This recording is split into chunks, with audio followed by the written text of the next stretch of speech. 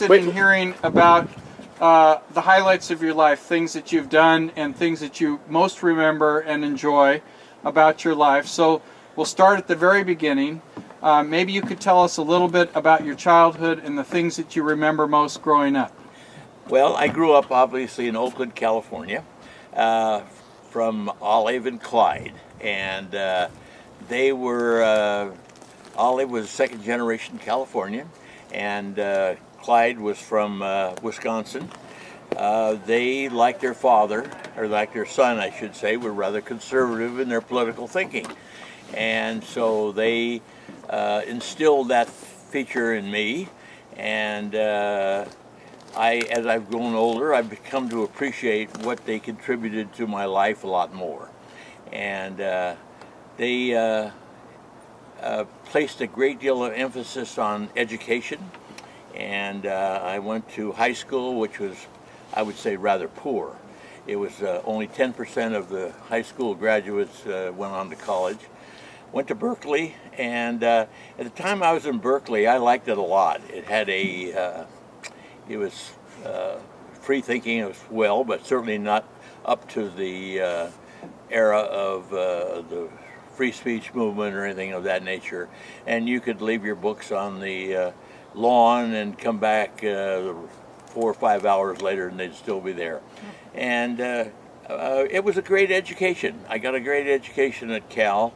I would say more in terms of a liberal education, which has also influenced my life, because I feel strongly that one should be well-rounded in features other than pre-med, which I was at that time.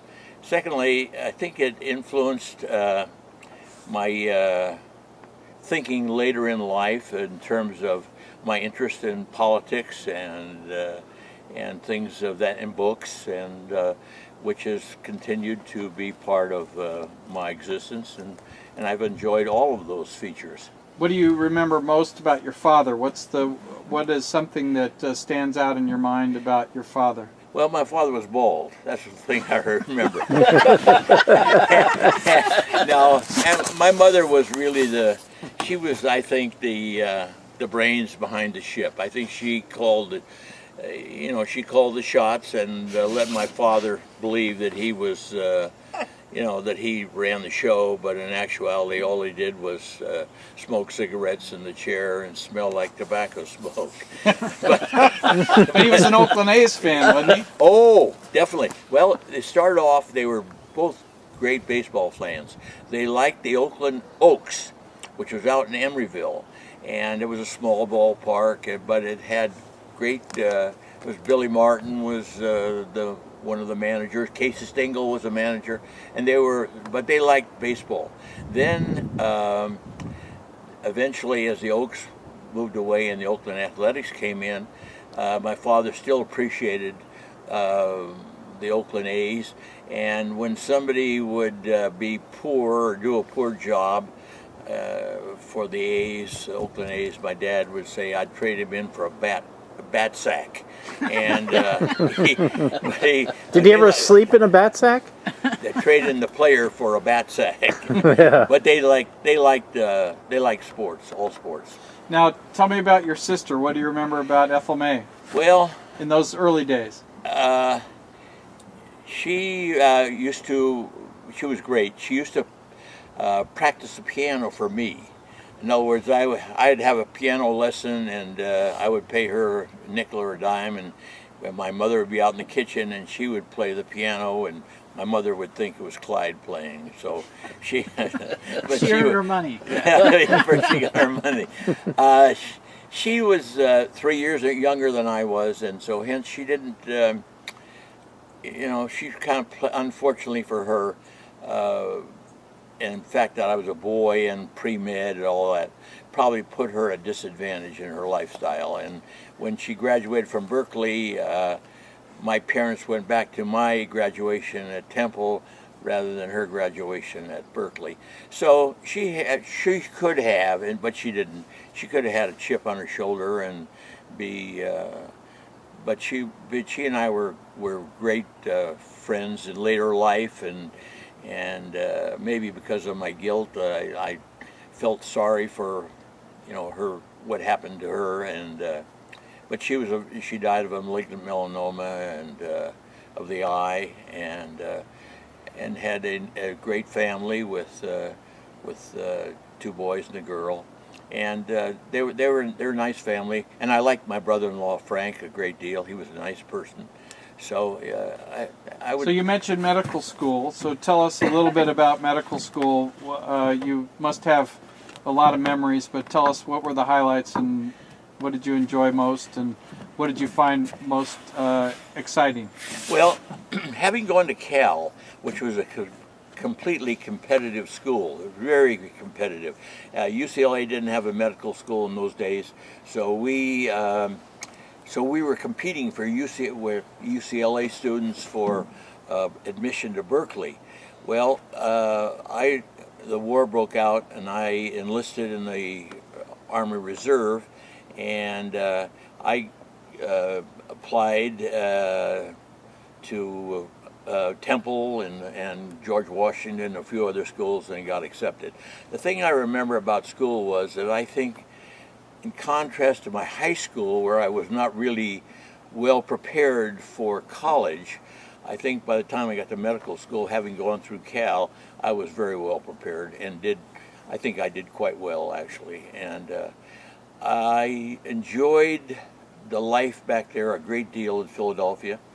I liked the other fellow students. I think we had a great camaraderie, and it was fun. I enjoyed medical school a lot, and I think I did adequately well. And I did know, though, that I was not going to stay back in Philadelphia for my training, and so I applied for my internship. I applied to UCSF and was accepted there. And So was Lauren Stevens one of your friends in medical school? Lauren was my roommate, as a matter of fact, and he was an interesting guy, very bright, and he would stay up at night playing his bass fiddle, and I'd be going to bed, and we'd have a test, and he wouldn't start studying until late in the night.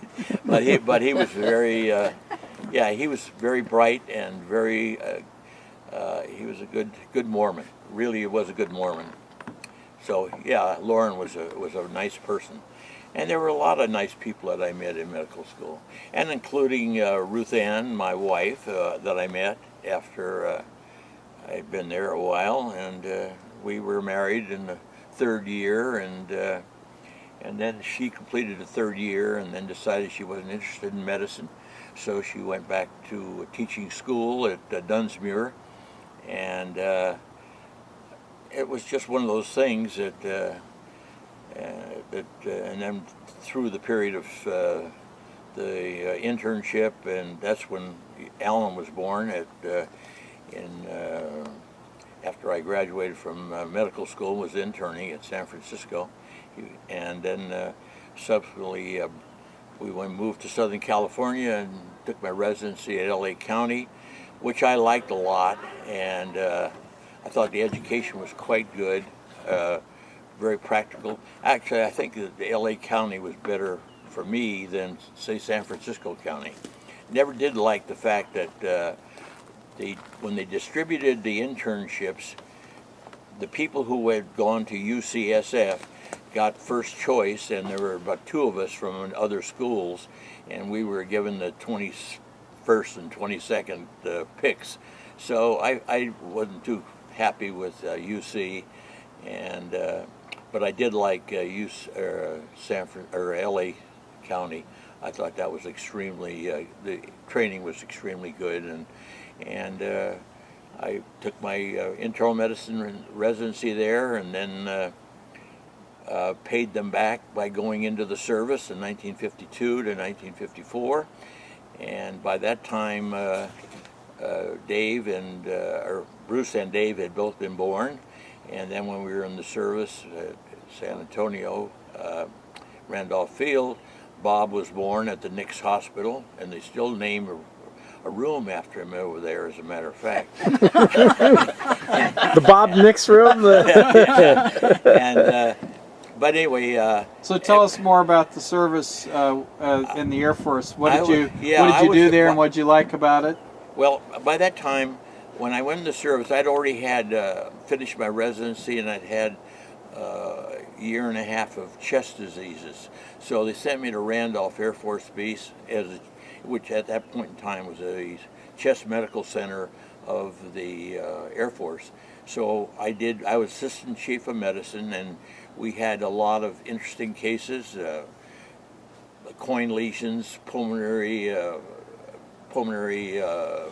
fibrosis, and all types of things. But I had a great experience in the Air Force, and enough so that I got to fly around and see atomic bomb blasts and see the aerial gunnery meets and visit Lawrence Stevens up at Chanute Field and go down to San Antonio or to Houston for medical meetings and things of that nature. So it was a good experience, but I was given the opportunity to go back to LA County as chief of medicine or chief resident of medicine. And even though the CEO of the hospital wanted me to stay on and become permanent Army, which it wasn't too appealing to me, so I went back to LA County in 1954, and we bought a house in Arcadia, and I worked there at the county as assistant chief as chief resident in medicine, and then from there, after I finished that, I went in. I became a part-time I was a part-time faculty. I was in charge of the senior medical clinic and also taught on the wards.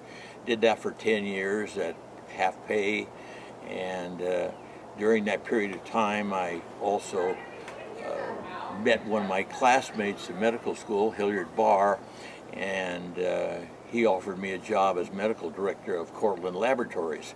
And at Cortland Laboratories, we were at that time doing plasmapheresis and manufacturing albumin, gamma globulin, and hemophilic factor and those sort of things.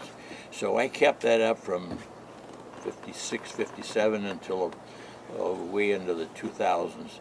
But I had some interesting experiences at Cortland. I was very instrumental in helping. We were Abbott after they bought out Cortland, and I was instrumental in helping to develop hyperimmune globulin for hepatitis B. We had interesting experiences there, stimulating donors, and so we were able to get a license. Abbott was able to get a license based on the work we did there. And so I was very much involved with hepatitis and that sort of thing. And it was a good experience. And I eventually became a member of the board of directors of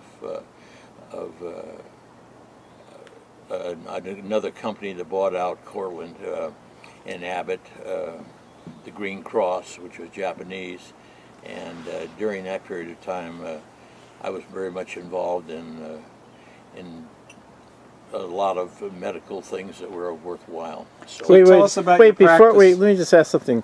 Before, you said you bought a house in Arcadia, but before that, wasn't there a house in Altadena where Bruce was on the Flexi Flyer or something going down the hill? Well, before we moved to, when I was a resident, was a resident in LA County, we we rented a little one-bedroom house. At that time, Alan was the only one, and then Bruce was born in 50,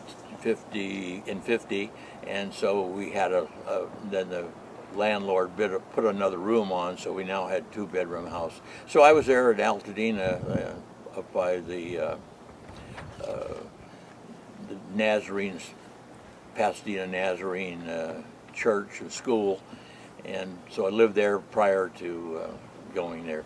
Yes, Bruce was pretty small then, and he did have some experiences with the Flexi Flyer and that sort of thing. And Alan the landlord's name was Norm Dragoset, who owned John's Bicycle Shop, and Alan used to say to him, what can I do, Norm? What can I do, Norm?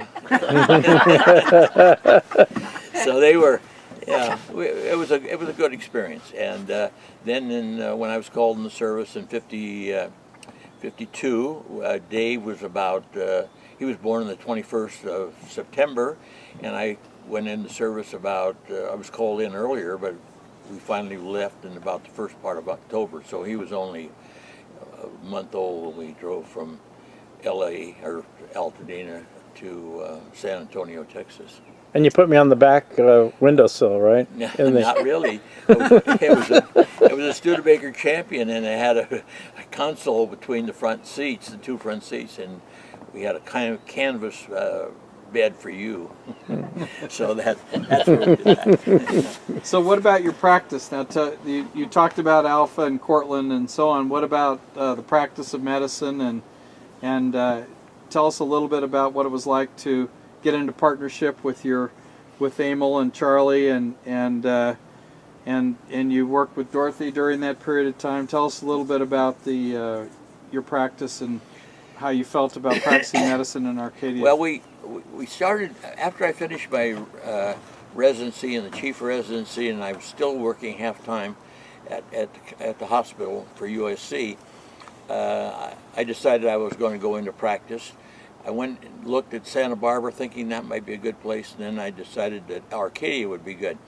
Now, during my residency, I met Emil Ritter and Charlie Shore. Matter of fact, Charlie and I worked on tuberculosis together, and he was one of my favorite people and persons. And subsequently, we went into practice, the three of us. We worked hard for very little money, and we spent one day a week over at the racetrack and doing physical exams and that sort of thing. And Charlie worked out at the City of Hope, and I worked out at the City of Hope. But and the hospital was just being built at that time, so it was. There weren't too many internists, but most people were general practitioners in Arcadia, and they weren't that receptive. And even though I think we were extremely well prepared, all the three of us, and we did everything. We did thoracentesis, we did paracentesis, we did bone marrows and things that, and in all due respect, I think in EKGs there weren't many cardiologists in those days, and so we did a lot with regard to cardiology. Did you sew up your children's wounds? Yeah, I did. Yeah. We sewed up wounds and did you take care of Esther? Yeah, I took care of Esther in the middle of the night. Yeah, and that's one of the things I remember that we used to. Unfortunately, I think I felt that as an internist, I had a responsibility to the patient, and that if patients had emotional problems, I thought I could handle them, and that probably was a mistake. And I used to get phone calls in the middle of the night and talk to Esther and try to talk her out of not committing suicide and things like that. And I used psychiatrists like everybody else, but there weren't that many psychiatrists in Arcadia. Yeah. So that was one feature of the practice. And then eventually Charlie developed renal failure. He had congenital polycystic kidney disease and was on, and eventually went over to have dialysis and moved to the other side of town. Had a very poor experience with dialysis. He never felt well for about 2 or 3 years after having dialysis, and so we were concerned that he might have aluminum toxicity or whatever. And so I was sorry to hear when he eventually died, and so that left Emil and myself, and eventually we took in some other people, including Reddy and Shaw, and then of course one of the nurses that worked for me was Dorothy, and she obviously helped me, and we established a relationship during that period of time, and I think we still have a relationship at this time. Not quite as affluent, but certainly certainly a relationship. Anyway, That was When one of the things you like to do is the wine group, so tell us about that. Oh yes, the wine group. Yeah, I think it was Dick Shapiro and Harlan Bixby and Sally Bixby and Ben Stafford and myself and a few others. We established a doctor's wine group, and we used to meet on Thursday night at Bixby's office, and we would all bring a bottle, and Sally would bring the hors d'oeuvres, and we would have hors d'oeuvres and wine, and sometimes we'd get somebody from Trader Joe's to give us a lecture, and then we would, since then we branched out, and we now go on wine trips once a year, and usually run by Richard, and he makes all the arrangements, and we've come to appreciate good wines, and it's been a good experience with the wine group, and as many of the people in the wine group will be here at the dinner tonight, and any embarrassing anecdotes you can say about any of them? yeah. I don't know if Richard Shapiro is going to be here or not, but he was the most interesting one. Richard was getting a little bit bald and decided he was going to use minoxidil on his scalp to bring back the hair. Well, unfortunately, he became a little hypotensive from the minoxidil and had to be hospitalized and infused with fluids. That was Richard Cole. Yeah, Richard, who did I say? I don't know. Shapiro. Yeah. Oh, no, I'm sorry, Richard Cole. Richard Cole took the minoxidil and became hypotensive and had to be resuscitated with fluids. And anyway, Richard Cole, not Richard Shapiro. Richard's got plenty of hair. And, What was the most unusual thing that happened? and Richard and Jackie lived next door to me on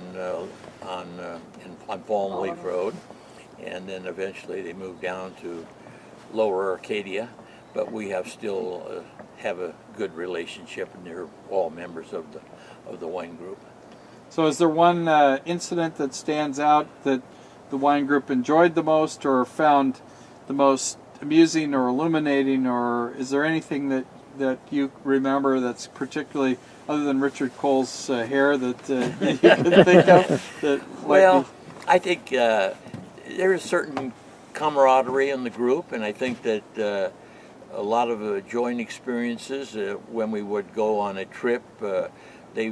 Richard Shapiro established the itinerary, and so we would just go and do things and break up, and some would go on hikes and some would go in the water, or some would do this and that.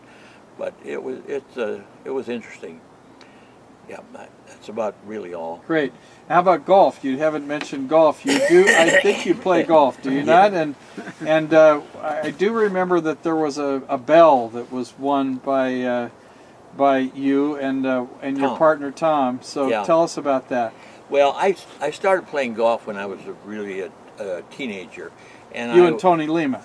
Well, Tony Lima, yeah, he was there. That's right. We caddied at the same place, as a matter of fact, at Sequoia in Oakland. But I started playing when I was in junior high school and high school, and I was on the golf team. And then when I was in medical school, I probably played twice in 4 years. And also in internship, I didn't play very much. Then when I went into practice, I started playing with Larry Corley and Bob Johnson. We would play every Thursday at Santa Anita. I got, I'd say the lowest was probably 6 or 7 handicap, and then we joined because Ruth Ann played golf too, and we joined Glendora, and I played out there with Chuck Terry, and then eventually came to San Gabriel and joined there in '68, I believe it was, and now I'm one of the oldest members of the group in San Gabriel, and I have was over the years, I've gotten a little less valuable, played less well. But I did play with Tom Drenton in the Cravens, and we came in second one time, and Bleecker gave us a bad read, gave me a bad read, and we lost on the 19th hole. He allowed our opponent to take a relief from a cart path because he extended his legs, and and that was a never. So hasn't lived that down. And when Tom and I were played. He was very, very steady and was a good player. And I would say one year we came in second, another year we won another flight. So we were always rather competitive. But over the years I've gotten shorter and not nearly as good. And what used to be the best part of my game, pitching and putting, has now become the poorest part of my game. But I still enjoy it, and I play with some of the members here, Bob Gorley and Pete Fisher and Brecken and that group. And it's a little frustrating, but it's fun being out there and going around swinging the club. Very nice. Do you remember any amusing anecdotes about your sons? You know, maybe like picking them up from jail, or or telling them to get out of the bat bag, or. Well, when I was in practice, I was involved with Little League. I mean, I always felt that was, playing or being a coach on the Little League team was important. And I think that because all four boys played Little League, and it was fun being exposed to them and to the Little League scene, and I would say we're all quite good players, as a matter of fact. And so that made it even better. And our teams did well, and they all made the All-Stars. And I liked. I remember Dave even when he didn't play, he was a bat boy, and he got caught one time with his head in the bat sack. And as I remember, it was an unusually cold day in Arcadia. You're right. The umpire had to stop the game. Is that right? Yeah, that's right, man. That was the time they stopped the game because the umpire got hit in the head with a bat. Yeah. So anyway, those were all good experiences, and it's been a life that I've enjoyed. And to be honest with you, I never thought I would ever live to be 90 years of age. And I've had a few health problems overall, a little Hodgkin's disease and a little carcinoma of the prostate, but those seem to be under control. And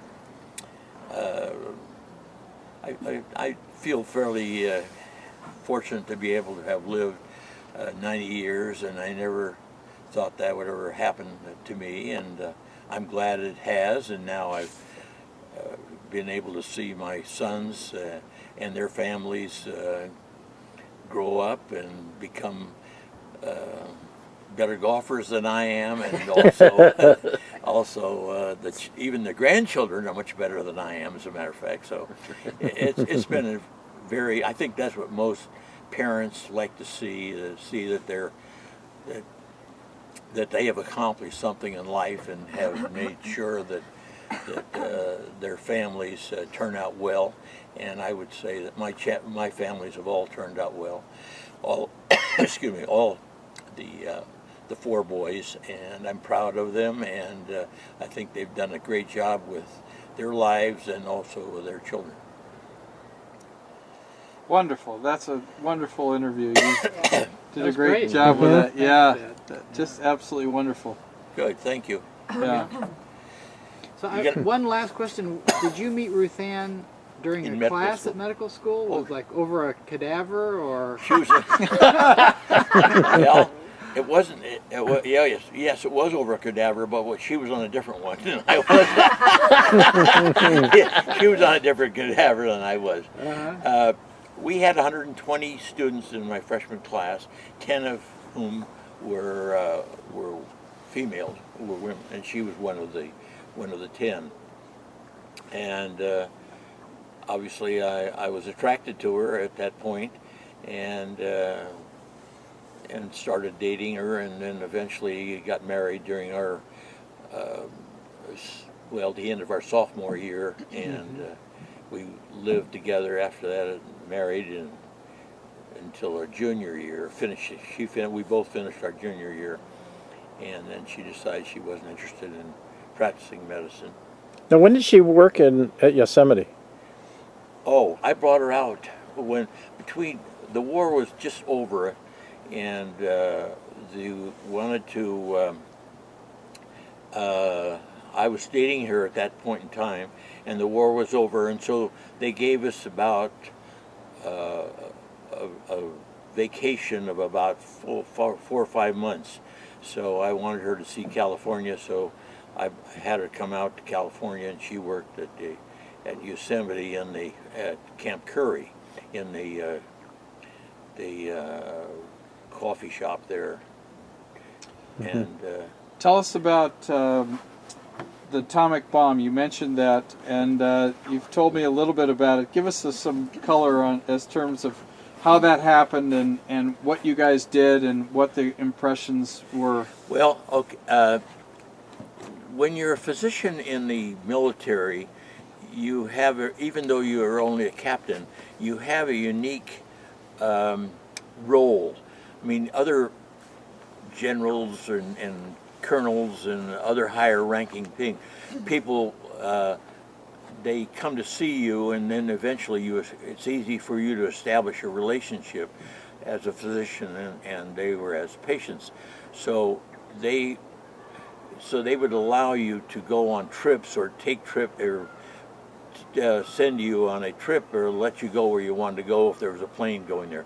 So they were going to have an atomic bomb blast at Yucca Flat in Las Vegas, and so I was asked if I wanted to go.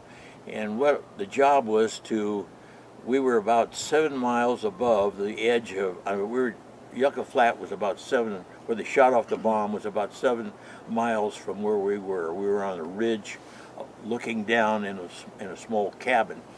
And the purpose of the cabin was to obviously get us away from the blast, but one person was to look in an altimeter to see how long it took him after the bomb blast went off, to how soon he could read an altimeter, and the other person was to record the data.